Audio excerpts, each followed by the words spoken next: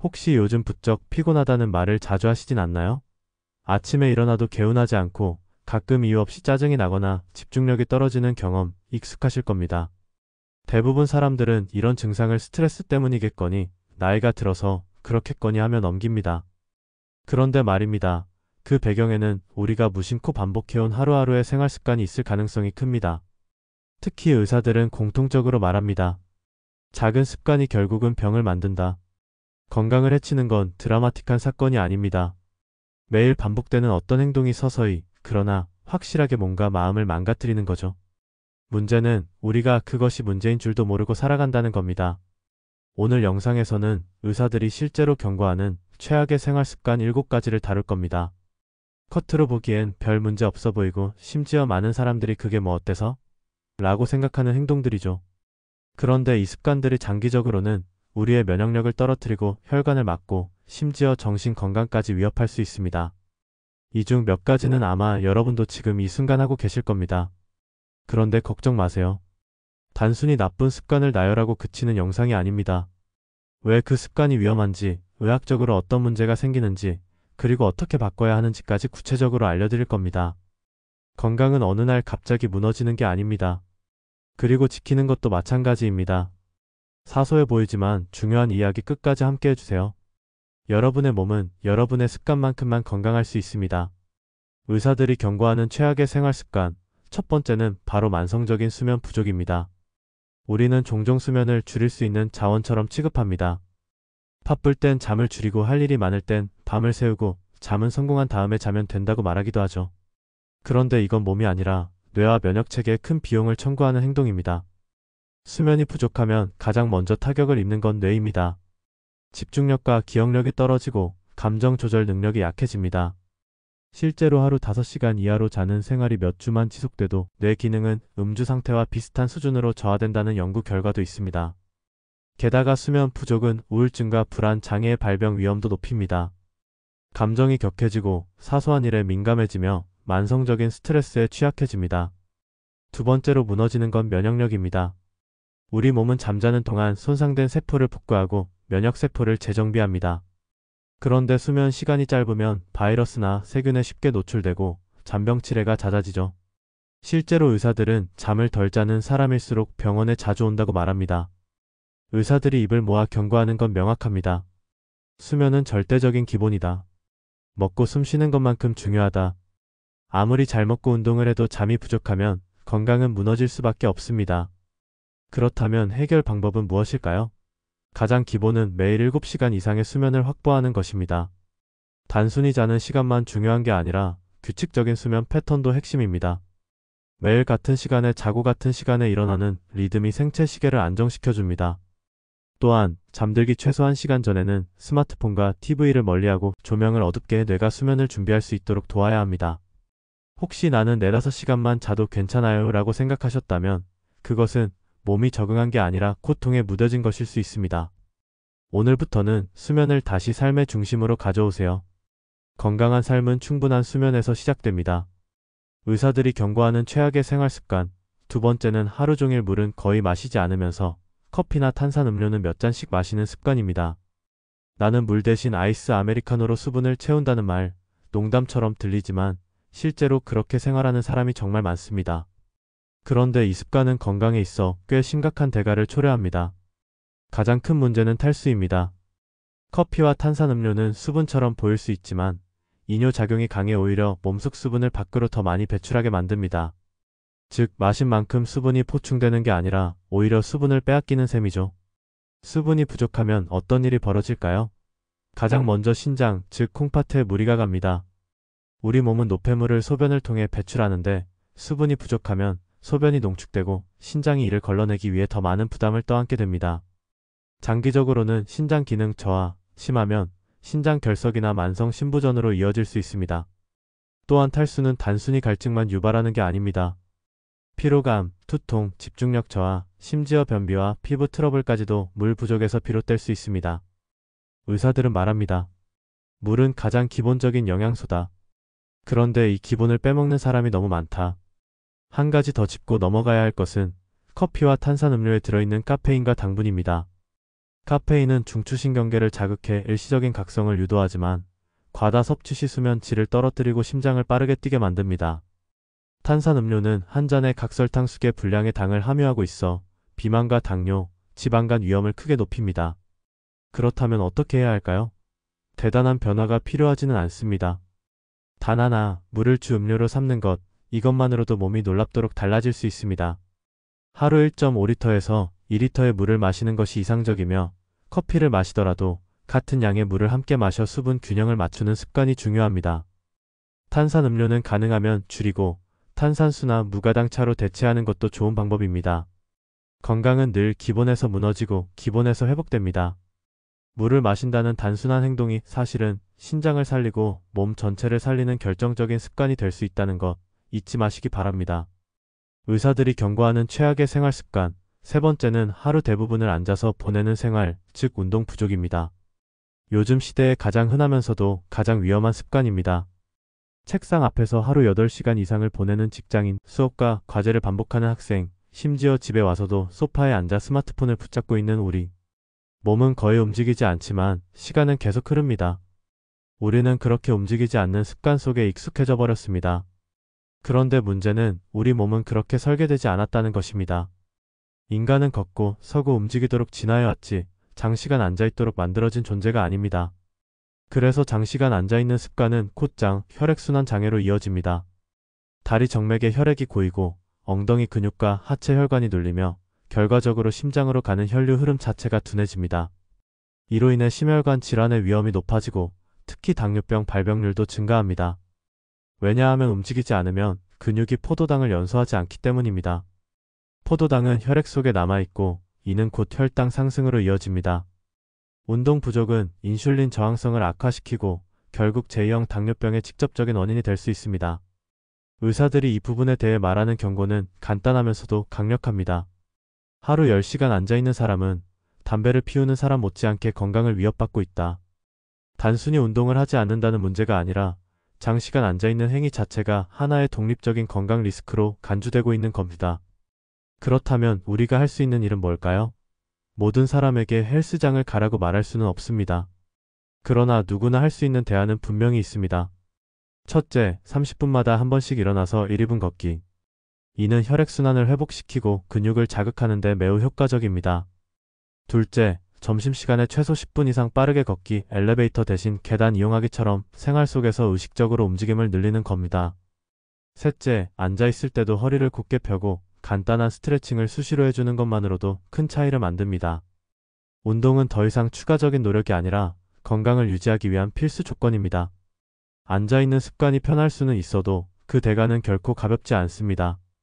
내 몸을 지키는 첫걸음은 자리에서 일어나는 것에서 시작됩니다. 의사들이 경고하는 최악의 생활 습관, 네 번째는 스마트폰 중독입니다. 우리는 이제 아침에 눈 뜨자마자 스마트폰부터 확인하고 잠들기 전까지도 화면을 들여다보며 하루를 마무리합니다. 지하철에서 밥 먹을 때도 누군가와 대화를 하다가도 시선은 자꾸 스마트폰으로 갑니다. 그렇게 스마트폰은 정보와 소통, 오락의 중심이 되었지만 동시에 건강을 갉아먹는 조용한 주범이 되었습니다. 첫 번째 문제는 수면의 질을 떨어뜨린다는 점입니다. 스마트폰에서 나오는 블루라이트는 뇌를 각성시켜 멜라토닌 분비를 억제합니다. 쉽게 말해 뇌가 지금은 자야 할 시간이라는 신호를 받지 못하게 되는 거죠. 그래서 스마트폰을 보다가 잠드는 사람들은 깊은 잠을 자지 못하고 자고 나서도 피곤함이 가시지 않는 경우가 많습니다. 수면이 부족하거나 질이 떨어지면 그 여파는 면역력 저하, 집중력 저하, 감정 기복 등으로 이어집니다. 두 번째는 눈 건강 악화입니다. 작은 화면을 가까이에서 오래 응시하면 눈의 초점을 조절하는 근육이 과도하게 긴장하게 됩니다. 이것이 지속되면 눈의 피로, 안구 건조증, 심하면 시력 저하로 이어질 수 있습니다. 특히 성장기 아이들과 청소년의 시력에 치명적입니다. 그리고 마지막으로 우리가 자각하지 못한 채 방치하고 있는 게 바로 자세 문제입니다. 스마트폰을 볼 때 대부분 고개를 숙이고 목을 앞으로 뺀 자세를 취하게 되는데 이른바 거북목 증후군입니다. 이 자세는 목뼈, 어깨, 허리에 지속적인 압력을 가하면서 통증과 디스크, 심지어 두통까지 유발합니다. 의사들은 입을 모아 경고합니다. 스마트폰은 현대인의 건강을 천천히 무너뜨리는 디지털 담배다. 중독성이 강하고 해로운 줄 알면서도 쉽게 끊지 못한다는 점에서 아주 유사합니다. 그렇다면 대안은 무엇일까요? 첫째, 수면 1시간 전에는 스마트폰을 손에서 놓는 습관이 중요합니다. 대신 종이책을 읽거나 조용한 음악을 듣는 것으로 전환해 보세요. 둘째, 스마트폰 사용 시간을 의식적으로 제한하는 것이 필요합니다. 하루 총 사용 시간을 체크할 수 있는 앱을 활용하거나 특정 시간대엔 앱 알림을 꺼두는 것도 도움이 됩니다. 셋째, 눈 건강을 위해서는 20-20-20 규칙을 지켜보세요. 20분 사용마다 20피트 약 6m 거리의 사물을 20초 이상 바라보는 습관입니다. 스마트폰은 우리의 삶을 편리하게 만들었지만 건강까지 책임져 주지는 않습니다. 기술은 도구일 뿐이고 그 도구에 지배당할지 주인이 될지는 우리의 선택에 달려 있습니다. 의사들이 경고하는 최악의 생활 습관, 다섯 번째는 불규칙한 식사 습관과 야식입니다. 누구나 한 번쯤 나도 좀 고쳐야겠다고 생각은 하지만 쉽게 바꾸지 못하는 문제입니다. 아침은 거르고 점심은 대충 때우고 저녁은 늦게 폭식하고 자정쯤 되면 출출해서 또 무언가를 먹는 생활. 특히 바쁘게 사는 현대인에게 이 패턴은 너무나 흔합니다. 그런데 이 무심한 식사 습관이야말로 소화기 건강과 신진대사 시스템을 무너뜨리는 주범입니다. 첫 번째 문제는 위장 질환입니다. 식사를 거르거나 너무 늦게 하면 위는 규칙적인 활동을 하지 못하고 산을 과도하게 분비하게 됩니다.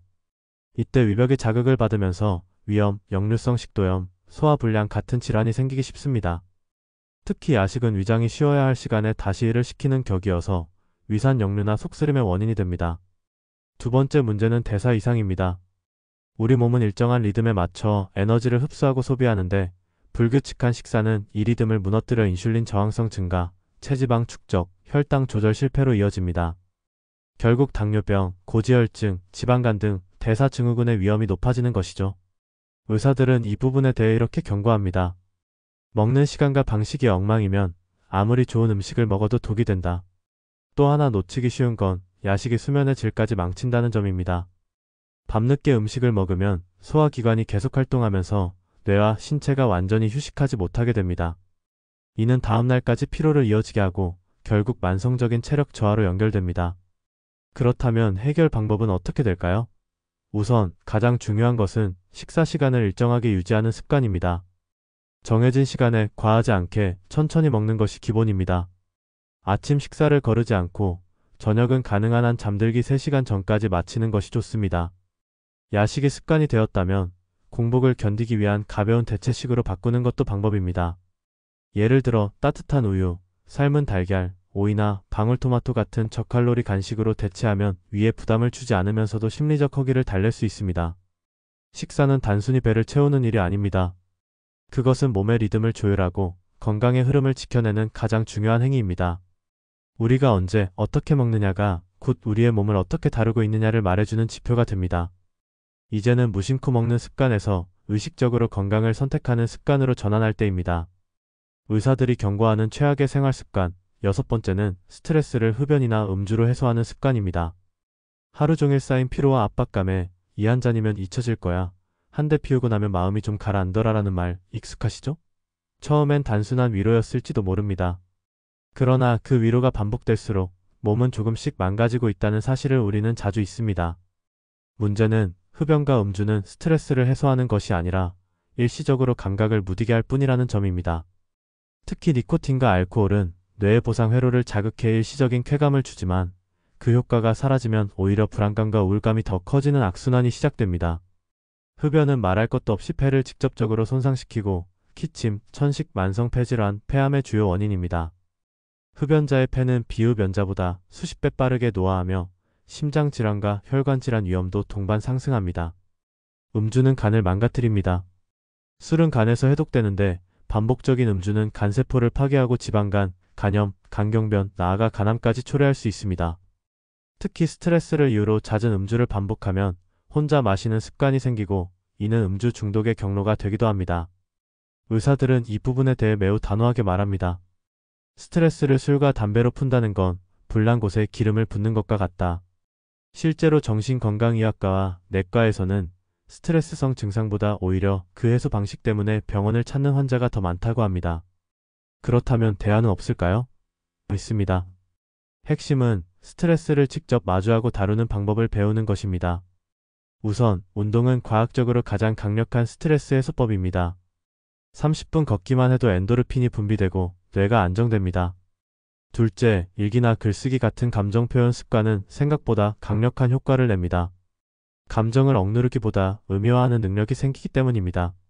셋째, 대화입니다. 친구, 가족, 전문가와 감정을 나누는 것은 중독보다 훨씬 건강한 해소 통로입니다. 결국 중요한 건 스트레스를 어떻게 다루느냐가 삶의 질을 결정한다는 점입니다. 담배와 술은 해결이 아니라 회피입니다. 일시적인 마취 대신 진짜 회복을 선택해야 할 때입니다. 당신의 감과 폐는 당신의 선택을 그대로 반영합니다. 의사들이 경고하는 최악의 생활 습관, 마지막은 정기 건강검진을 무시하는 것입니다. 겉으론 아무 일도 없어 보이지만 결정적인 순간에 우리 건강을 좌우하는 습관입니다. 아직은 괜찮은데 굳이? 바쁘기도 하고 귀찮아서 미뤘다. 어차피 결과는 늘 똑같잖아. 이런 말들은 많은 사람들이 검진을 미루며 하는 흔한 변명입니다. 하지만 건강검진이란 건 몸에 이상이 생기고 난 후 받는 것이 아니라 이상이 생기기 전에 받는 유일한 기회입니다. 우리가 질병을 무서워하는 이유는 단순히 병이 있기 때문이 아닙니다. 모르고 있는 병, 늦게 발견한 병이 무서운 겁니다. 암, 고혈압, 당뇨, 심장질환 같은 만성질환의 공통점은 초기에 증상이 거의 없다는 겁니다. 그래서 조기 발견이 생명을 구하는 가장 확실한 방법입니다. 예를 들어 대장암은 초기에 발견하면 90% 이상 완치가 가능하지만 증상이 없다고 방심하고 방치하면 치료가 어렵고 생존율이 급격히 떨어집니다. 심장질환도 마찬가지입니다. 아무런 징후 없이 심근경색으로 쓰러지는 경우는 드물지 않지만 사전 검진으로 위험 신호를 포착하면 예방할 수 있습니다. 의사들은 입을 모아 경고합니다. 건강검진은 선택이 아니라 필수입니다. 진단보다 늦은 치료가 더 비싸고 더 아프고 더 후회하게 만듭니다. 특히 40대 이후에는 기본 검진 외에도 추가적인 혈액검사, 내시경, 영상 진단 등을 통해 잠재 질환을 확인하는 것이 매우 중요하다고 강조합니다. 그렇다면 우리는 어떻게 실천해야 할까요? 첫째, 국가에서 제공하는 무료 건강검진을 적극 활용하는 것이 기본입니다. 한국은 세계적으로 건강검진 시스템이 잘 갖춰진 나라 중 하나입니다. 비용 부담 없이 받을 수 있는 기회를 귀찮음 하나로 날려버리는 건 너무 큰 손해입니다. 둘째, 가족력이나 생활 습관에 따라 맞춤형 검진을 받아야 합니다. 예컨대 가족 중 암 병력이 있다면 일반 검진 외에 관련 부위에 대한 추가 검사가 필요할 수 있습니다. 셋째, 검진 결과를 단순 수치로 넘기지 말고 주기적인 비교와 상담을 통해 경과를 관리하는 것도 건강관리의 핵심입니다.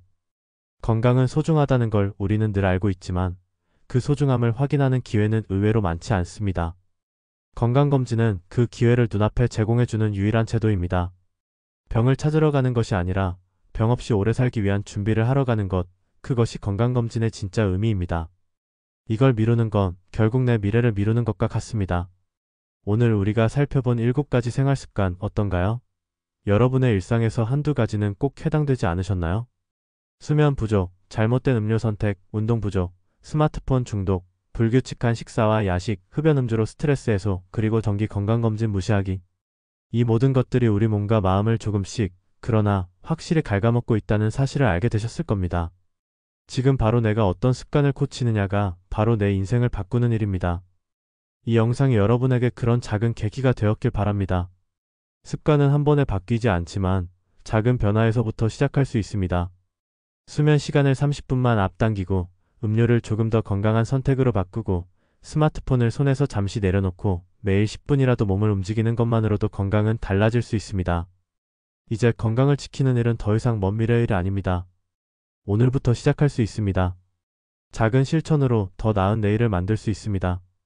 여러분의 건강, 여러분이 지킬 수 있습니다. 오늘 영상이 유익했다면 좋아요와 구독 잊지 말고 눌러주세요. 그럼 다음 영상에서는 또 다른 지혜로운 이야기로 찾아뵐게요. 건강한 하루 되시길 바랍니다. 감사합니다.